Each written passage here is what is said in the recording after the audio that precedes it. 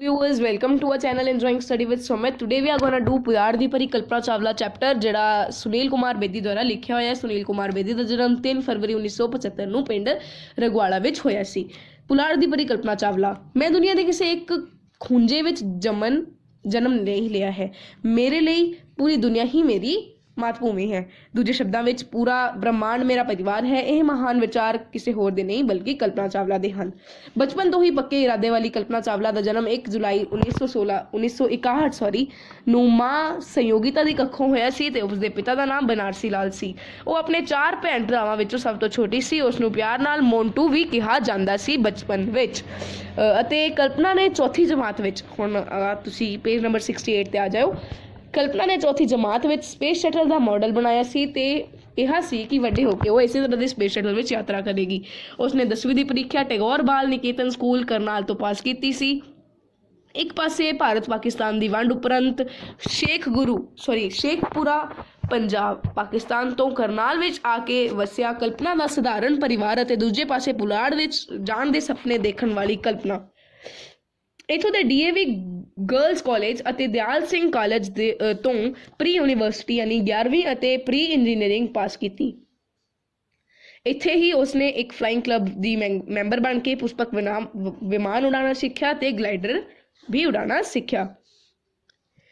ਉਹ engineering college Chandigarh ਤੋਂ bachelor of engineering the degree ਕਰਨਾ ਚਾਹੁੰਦੀ ਸੀ, ਪਰ ਪਿਤਾ ਆਪਣੀ ਬੇਟੀ ਨੂੰ ਅਧਿਆਪਨ ਜਾਂ ਡਾਕਟਰੀ ਪੇਸ਼ੇ ਵਾਲਾ ਬਣਾਉਣਾ ਚਾਹੁੰਦੇ ਸੀ।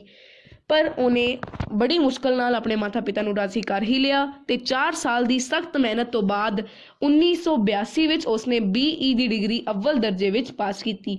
ਇੱਥੇ ਹੀ ਕੁਝ ਸਮਾਂ ਉਹ ਅਧਿਆਪਨ ਵਿੱਚ ਵੀ ਲਾ ਰਹੀ ਸੀ, ਪਰ ਉਸ ਦਾ ਮਕਸਦ ਕੁਝ ਹੋਰ ਹੀ ਸੀ।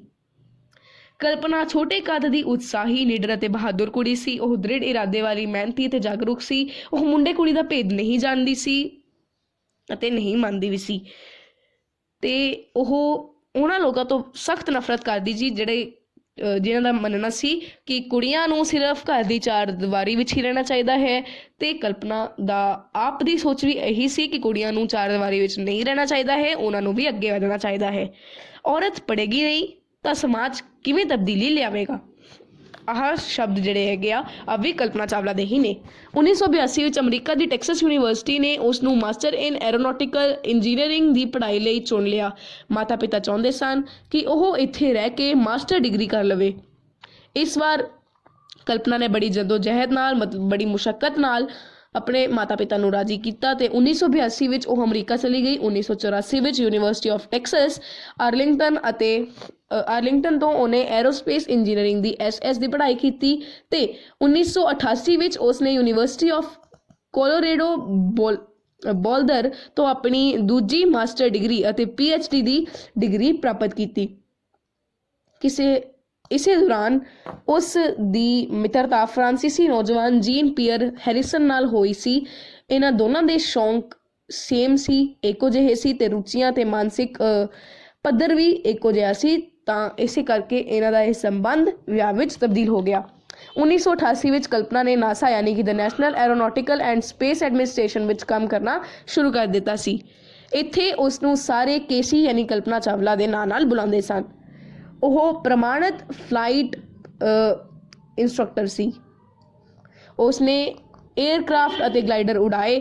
ਉਸ ਕੋਲ ਇਕਹਿਰੇ ਇੰਜਨ ਯਾਨੀ ਸਿੰਗਲ ਇੰਜਨ, ਬਹੁ ਇੰਜਨ ਯਾਨੀ ਕਿ ਮੋਰ ਦੈਨ 1 ਇੰਜਨ ਔਰ ਹਾਈਡਰੋ ਪਲੇਟ ਅਤੇ ਗਲਾਈਡਰ ਉਡਾਉਣ ਦੇ ਵੀ ਲਾਇਸੈਂਸ ਸੀ। ਉਹਦੇ ਕੋਲ ਲਾਇਸੈਂਸ ਵੀ ਸੀ ਇਹਦਾ ਸਭ ਚੀਜ਼ਾਂ ਆਵਲੀਆਂ ਉਡਾਉਣ ਦਾ।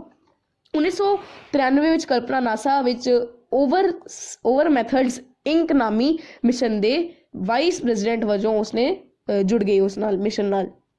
ਉਸ ਦੀ ਜ਼ਿੰਮੇਵਾਰੀ ਤਰਲ ਪਦਾਰਥਾਂ ਦੀ ਗਤੀ ਵਿਗਿਆਨ, ਧਰਤੀ ਤੋਂ ਸਿੱਧੀ ਚੜ੍ਹਾਈ ਅਤੇ ਉਤਰਾਈ ਨਾਲ ਸੰਬੰਧਿਤ ਤਕਨੀਕ ਤਿਆਰ ਕਰਨਾ ਅਤੇ ਉਸ ਨੂੰ ਲਾਗੂ ਕਰਨਾ ਸੀ। ਇੱਥੇ ਰਹਿ ਕੇ ਹੀ ਕਲਪਨਾ ਨੇ ਧਰਤੀ ਤੋਂ ਸਿੱਧੀ ਚੜ੍ਹਾਈ ਅਤੇ ਉਤਰਾਈ ਯਾਨੀ vertical take off and landing ਨਾਲ ਸੰਬੰਧਿਤ ਕੰਮ ਕੀਤਾ। ਇਸ ਤਰ੍ਹਾਂ 1995 ਤੱਕ ਉਹ NASA ਦੇ ਐਸਟਰੋਨੌਟ ਕੋਰਪਸ ਦਾ ਮਹੱਤਵਪੂਰਨ ਹਿੱਸਾ ਬਣ ਗਈ ਸੀ। 1996 ਵਿੱਚ ਉਹ ਆਪਣੇ ਜੀਵਨ ਦੇ ਪਹਿਲੇ ਧਰਤੀ ਦੁਆਲੇ ਯਾਤਰਾ ਮਿਸ਼ਨ ਵਿੱਚ ਸਪੇਸ ਸ਼ਟਲ ਦੇ ਮਹੱਤਵਪੂਰਨ ਮੈਂਬਰ ਵਜੋਂ ਚੁਣੀ ਗਈ ਸੀ। ਇਹ ਮਿਸ਼ਨ STS 87 ਸੀ ਅਤੇ ਜਿਹੜਾ 19 ਨਵੰਬਰ 1947 ਨੂੰ ਸ਼ੁਰੂ ਹੋਇਆ ਸੀ। ਇਸ ਮਿਸ਼ਨ ਦਾ ਉਦੇਸ਼ ਪੁਲਾੜ ਯਾਨੀ ਅੰਤਰਿਕਸ਼ ਵਿੱਚ ਇੱਕ ਸਪਾਰਟਨ ਸੈਟੇਲਾਈਟ ਨਾਂ ਦੇ ਉਪਗ੍ਰਹਿ ਨੂੰ ਗ੍ਰਹਿਪੰਧ ਤੇ ਪਹੁੰਚਾਉਣਾ ਸੀ। ਗ੍ਰਹਿਪੰਧ ਮਤਲਬ ਕੀ ਹੁੰਦਾ ਹੈ? ਆਰਬਿਟ। ਤਾਂ ਇੱਕ ਸੈਟੇਲਾਈਟ ਸੀ, ਉਹਨੂੰ ਆਰਬਿਟ ਤੇ ਲਿਆਉਣਾ ਸੀ ਇਸ ਮਿਸ਼ਨ ਦਾ ਉਦੇਸ਼। ਇਸੇ ਸਾਲ ਭਾਰਤ ਆਪਣੀ 50ਵੀਂ ਵਰ੍ਹੇਗੰਢ ਮਤਲਬ ਆਜ਼ਾਦੀ ਦੀ 50ਵਾਂ ਸਾਲ ਮਨਾ ਰਿਹਾ ਸੀ, ਮਤਲਬ ਗੋਲਡਨ ਜੁਬਲੀ ਵੀ ਸੈਲੀਬ੍ਰੇਟ ਕਰ ਰਿਹਾ ਸੀ। ਤਾਂ ਕਲਪਨਾ ਨੇ ਉੱਥੋਂ ਹੀ ਭਾਰਤ ਦੇ ਉਸ ਟਾਈਮ ਦੇ ਜਿਹੜੇ ਪ੍ਰਧਾਨ ਮੰਤਰੀ ਸੀ ਸ਼੍ਰੀ ਇੰਦਰ ਕੁਮਾਰ ਗੁਜਰਾਲ ਨਾਲ ਗੱਲ ਕੀਤੀ ਸੀ। ਤਾਂ ਉਸਨੇ ਸੰਦੇਸ਼ ਵੀ ਦਿੱਤਾ ਸੀ। ਹੁਣ ਸੰਦੇਸ਼ ਤੁਹਾਨੂੰ ਪੇਜ ਨੰਬਰ 70 ਤੇ ਪਹਿਲੇ ਪੈਰੇ ਵਿੱਚ ਹੀ ਮਿਲ ਜਾਵੇਗਾ। ਜਿਹੜੀ ਇਨਵਰਟਡ ਕੋਮਾ ਵਿੱਚ ਲਾਈਨ ਹੈ ਉਹ ਤੁਸੀਂ ਪੜ੍ਹ ਸਕਦੇ ਹੋ ਸੰਦੇਸ਼ ਵਜੋਂ। ਇਸ ਦਾ ਜਸ਼ਨ ਪੂਰੀ ਦੁਨੀਆ ਵਿੱਚ ਮਨਾਇਆ ਜਾ ਰਿਹਾ ਸੀ ਕਿ ਕਲਪਨਾ ਚਾਵਲਾ ਯਾਨੀ ਕਿ ਭਾਰਤ ਦੀ ਪਹਿਲੀ ਮਹਿਲਾ ਜੋ ਬਣ ਚੁੱਕੀ ਸੀ ਸਪੇਸ ਵਿੱਚ ਜਾਣ ਦੇ, ਇਸ ਦਾ ਜਸ਼ਨ ਪੂਰੀ ਦੁਨੀਆ ਮਨਾ ਰਹੀ ਸੀ। ਪਰ ਇਹਨਾਂ ਤੋਂ ਪਹਿਲਾਂ ਰਾਕੇਸ਼ ਸ਼ਰਮਾ ਪਹਿਲੇ ਭਾਰਤੀ ਸੀ ਜੋ 1984 ਵਿੱਚ ਪੁਲਾੜ ਵਿੱਚ ਜਾ ਚੁੱਕਿਆ ਸੀ। ਇਸ ਮਿਸ਼ਨ ਤੋਂ ਬਾਅਦ ਕਲਪਨਾ ਨੂੰ ਇੱਕ ਤਕਨੀਕੀ ਮਾਹਰ ਦਾ ਰੁਤਬਾ ਮਿਲਿਆ। ਸੰਨ 2000 ਵਿੱਚ ਕਲਪਨਾ ਨੂੰ ਦੁਬਾਰਾ ਇੱਕ ਉਡਾਨ ਮਿਸ਼ਨ ਵਿੱਚ ਜਿਸ ਦਾ ਨਾਮ STS 107 ਸੀ ਹਿੱਸਾ ਬਣਨ ਦਾ ਮੌਕਾ ਮਿਲਿਆ। ਇਸ ਮਿਸ਼ਨ ਵਿੱਚ ਕਲਪਨਾ ਨੂੰ ਉਪਰੋਕਤ ਸੂਖਮ ਗੁਰੂਤਾ ਸ਼ਕਤੀ ਪ੍ਰਯੋਗ ਨਾਲ ਸੰਬੰਧਿਤ ਬਹੁਤ ਮਹੱਤਵਪੂਰਨ ਜ਼ਿੰਮੇਵਾਰੀ ਦਿੱਤੀ ਗਈ ਸੀ। ਪਰ ਕੁਝ ਤਕਨੀਕੀ ਕਾਰਨਾਂ ਕਰਕੇ ਇਹ ਮਿਸ਼ਨ ਵਾਰ-ਵਾਰ ਰੱਦ ਹੋ ਰਿਹਾ ਸੀ। ਪਰ 16 ਜਨਵਰੀ 2003 ਨੂੰ ਕਲਪਨਾ ਨੇ ਇੱਕ ਵਾਰ ਫਿਰ ਮਿਸ਼ਨ STS 107 ਦੇ ਕੰਮ ਨੂੰ ਪੂਰਾ ਕਰਨ ਲਈ ਕੋਲੰਬੀਆ ਨਾਂ ਦੇ ਪੁਲਾੜੀ ਜਹਾਜ਼ ਦੀ ਮਹੱਤਵਪੂਰਨ ਮੈਂਬਰ ਵਜੋਂ ਖਲਾ ਵਿੱਚ ਪਹੁੰਚ ਗਈ।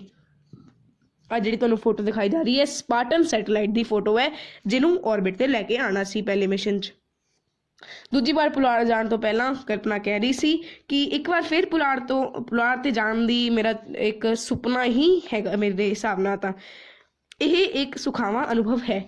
ਹੁਣ ਇਸ ਮਿਸ਼ਨ ਵਿੱਚ ਕਲਪਨਾ ਨੂੰ ਆਧੁਨਿਕ ਤਕਨਾਲੋਜੀ ਵਿਕਾਸ, ਪੁਲਾੜ ਯਾਤਰੀ ਸਿਹਤ ਅਤੇ ਸੁਰੱਖਿਆ, ਧਰਤੀ ਅਤੇ ਪੁਲਾੜ ਵਿਗਿਆਨ ਅਧਿਐਨ ਦੇ ਨਾਲ ਸੂਖਮ ਗੁਰੂਤਾ ਸ਼ਕਤੀ ਨਾਲ ਸੰਬੰਧਿਤ ਜ਼ਿੰਮੇਵਾਰੀ ਦਿੱਤੀ ਗਈ ਸੀ। ਕਲਪਨਾ ਅਤੇ ਉਸ ਦੇ ਸਾਥੀ ਵਿਗਿਆਨਿਕਾਂ ਨੇ ਮਿਲ ਕੇ ਮਨੁੱਖੀ ਸਰੀਰ ਉੱਤੇ ਅੰਤਰਿਕਸ਼ ਦਾ ਪ੍ਰਭਾਵ, ਕੈਂਸਰ ਕੋਸ਼ਿਕਾਵਾਂ ਦੀ ਸਮੀਖਿਆ, ਕੀਟ ਪਤੰਗਿਆਂ ਉੱਤੇ ਭਾਰਹੀਣਤਾ ਪ੍ਰਭਾਵ ਅਤੇ ਬ੍ਰਹਿਮੰਡ ਦੇ ਹੋਰ ਰਹੱਸਾਂ ਦੀ ਜਾਣਕਾਰੀ ਨਾਲ ਸੰਬੰਧਿਤ 80 ਪ੍ਰਯੋਗ ਕੀਤੇ।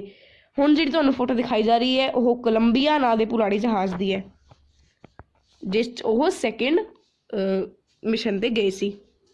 ਇਸ ਮਿਸ਼ਨ ਵਿੱਚ ਕਲਪਨਾ ਨੇ ਮਹੱਤਵਪੂਰਨ ਭੂਮਿਕਾ ਨਿਭਾਈ। 16 ਦਿਨ ਪੁਲਾੜ ਵਿੱਚ ਰਹਿਣ ਤੋਂ ਬਾਅਦ 1 ਫਰਵਰੀ 2003 ਨੂੰ ਆਪਣੇ ਜ਼ਿੰਮੇ ਲੱਗੇ ਸਾਰੇ ਕੰਮ ਪੂਰੇ ਕਰਕੇ ਉਹ ਵਾਪਸ ਆ ਹੀ ਰਹੇ ਸੀ ਕਿ ਆਖਰੀ ਦੇ 16 ਮਿੰਟ ਬਹੁਤ ਘਾਤਕ ਸਾਬਤ ਹੋ ਗਏ। ਧਰਤੀ ਵਾਯੂਮੰਡਲ ਵਿੱਚ ਦਾਖਲ ਹੋਣ ਤੋਂ ਸਿਰਫ 16 ਮਿੰਟ ਪਹਿਲਾਂ ਸਭ ਕੁਝ ਠੀਕ ਸੀ, ਪਰ ਕਿਸੇ ਨੂੰ ਕੀ ਪਤਾ ਸੀ ਕਿ ਕੁਝ ਕੀ ਹੋਣਾ ਹੈ। ਕਿਸੇ ਨੂੰ ਕੁਝ ਸਮਝ ਹੀ ਨਹੀਂ ਆ ਰਿਹਾ ਸੀ। ਕੰਟਰੋਲ ਰੂਮ ਵੱਲੋਂ ਇੱਕ ਨਹੀਂ, ਦੋ ਨਹੀਂ, ਬਲਕਿ ਕਈ ਵਾਰ ਸੰਪਰਕ ਕਰਨ ਦੀ ਕੋਸ਼ਿਸ਼ ਕੀਤੀ ਗਈ, ਪਰ ਸੰਪਰਕ ਹੋ ਹੀ ਨਹੀਂ ਪਾ ਰਿਹਾ ਸੀ। ਕੈਲੀਫੋਰਨੀਆ, ਟੈਕਸਸ ਅਤੇ ਅਰਕਨਸਾਸ ਤੋਂ ਮਾਹਰ ਨਾਗਰਿਕਾਂ ਨਿਗਰਾਨਾਂ ਦੇ ਸੰਦੇਸ਼ ਆ ਰਹੇ ਸਨ ਕਿ ਉਹਨਾਂ ਨੇ ਤੇਜ਼ ਰੋਸ਼ਨੀ ਦੇਖੀ ਜੋ ਟੁੱਟੇ ਹੋਏ ਮਲਬੇ ਵਿੱਚੋਂ ਨਿਕਲਦੀ ਜਾਪਦੀ ਸੀ। ਹੁਣ ਜਿਹੜੀ ਤੁਹਾਨੂੰ ਮੈਂ ਫੋਟੋ ਦਿਖਾਈ ਜਾ ਰਹੀ ਹੈ ਇਹ ਸਕਰੀਨ ਤੇ, ਇਹ ਫੋਟੋ ਅੰਦਰ ਦੀ ਹੈ ਜਦੋਂ ਆਹ ਸਭ ਘਟਨਾ ਹੋ ਰਹੀ ਸੀ। ਸਪੇਸ ਸ਼ਟਲ ਨੂੰ ਅਸਲ 'ਚ ਅੱਗ ਲੱਗ ਚੁੱਕੀ ਸੀ ਤੇ ਸਾਰੇ ਸੰਪਰਕ ਬਣਾਉਣ ਦੀ ਕੋਸ਼ਿਸ਼ ਕਰ ਰਹੇ ਸੀ, ਸੰਪਰਕ ਬਣ ਨਹੀਂ ਰਿਹਾ ਸੀ। ਧਰਤੀ ਦੀ ਵਾਯੂਮੰਡਲ ਵਿੱਚ ਜੋ ਟੈਂਪਰੇਚਰ ਹੈ ਉਹ ਕੁਝ ਜ਼ਿਆਦਾ ਹੀ ਵੱਧ ਗਿਆ ਸੀ, ਬਿਕੋਜ਼ ਕਾਫੀ ਜ਼ਿਆਦਾ ਸਪੀਡ ਨਾਲ ਆ ਰਿਹਾ ਸੀ ਤੇ ਗੁਰੂਤਵਾਕਰਸ਼ਣ ਵੀ ਅਸਰ ਕਰ ਰਿਹਾ ਸੀ ਤੇ ਹੀਟ ਕਾਫੀ ਵੱਧ ਚੁੱਕੀ ਸੀ, ਤਾਂ ਇਸ ਕਾਰਨ ਅੱਗ ਹੀ ਲੱਗ ਗਈ ਸੀ। 1 ਫਰਵਰੀ 2003 ਨੂੰ ਸ਼ਾਮ 7:30 ਵਜੇ ਇੱਕ ਧਮਾਕੇ ਦੀ ਆਵਾਜ਼ ਆਈ ਤੇ ਪੁਲਾੜੀ ਜਹਾਜ਼ ਤਬਾਹ ਹੋ ਗਿਆ। ਇਸ ਦੇ ਨਾਲ ਹੀ ਕਲਪਨਾ ਚਾਵਲਾ ਅਤੇ 6 ਹੋਰ ਸਾਥੀ ਵੀ ਤਬਾਹ ਹੋ ਗਏ। ਵੇਖਦੇ ਹੀ ਵੇਖਦੇ ਖੁਸ਼ੀ ਦਾ ਮਾਹੌਲ ਮਾਤਮ ਵਿੱਚ ਬਦਲ ਗਿਆ। ਅਮਰੀਕਾ ਨੇ ਆਪਣਾ ਝੰਡਾ ਵੀ ਝੁਕਾ ਦਿੱਤਾ ਸੀ। ਤਾਂ ਹੁਣ ਜਿਹੜੀ ਤੁਹਾਨੂੰ ਫੋਟੋ ਮੈਂ ਦਿਖਾ ਰਿਹਾ ਹਾਂ ਇੱਧਰ ਸਕਰੀਨ ਤੇ, ਆਹ ਸੀਗੇ ਕਲਪਨਾ ਦੇ ਸਾਥੀ। ਤਾਂ ਹੁਣ ਤੁਹਾਡਾ ਚੈਪਟਰ ਕੰਪਲੀਟ ਹੈ। Thank you, take care, bye bye.